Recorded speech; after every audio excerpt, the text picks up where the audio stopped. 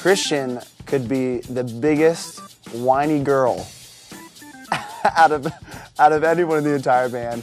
Christian is like the organized guy, has everything down, thinks he has everything down sometimes. He makes sure everything happens. I mean, he is the guy behind the scenes that prepares everything. He's incredible. Christian, I guess, is sort of I feel like he's sort of the catalyst of the band. Yeah, I mean, he's a huge anchor to what we're doing. My name's Christian Pascal. I'm 22 years old, born and raised near Atlanta, Georgia. I've been playing drums for about 12 or 13 years. Well, I first started playing piano. That was my first instrument. For some reason, that was just my fascination. And then I picked up drums. I was in 4th grade, and I don't know why. It wasn't like I was obsessed with rock music or anything at the time. I was a little young. I was about 10. I was in garage bands growing up. My first band I started, we were in 6th grade. We played together for probably 4 years or so, and it was a good time, playing Lynyrd Skynyrd songs or Led Zeppelin or whatever. It was all 70s rock, so, not many of our friends were into it, but we were, so. From there I started playing with, there was a youth pastor at our church, and he traveled and played music, and this is about when I started really kind of taking things more seriously. I started traveling with him, for something like $20 a night. Incidentally, he's actually the same guy that I ended up meeting Ben and Pat through, kind of kicking this Unhindered thing off.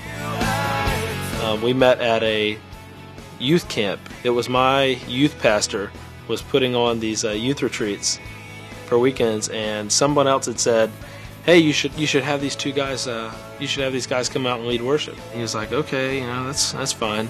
So that was when John couldn't make it to the weekend, and they said, and he goes, "Oh, well, I've got a guy who can play drums. You don't have to bring your drummer." And they're sitting there going, "Oh, great, this will be just awesome," And so was I. Mark called me up and he said, "Hey, these guys are coming in. They're your age. They're going to be leading worship." And I'm going, "Oh, great, this should be awesome." And it was actually. It was kind of strange. It was almost like two animals kind of seeing each other for the first time, kind of scoping each other out, and seeing how the other was going to act, and it just really clicked.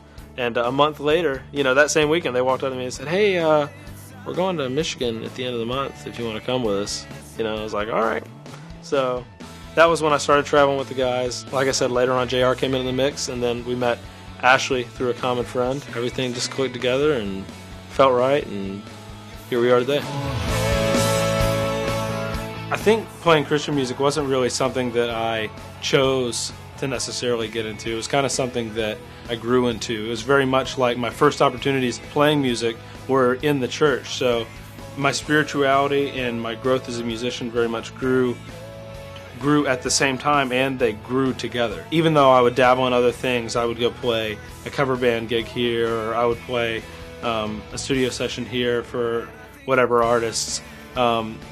It was never quite home. God was so deeply attached to my music, so for me to try and separate that didn't really work.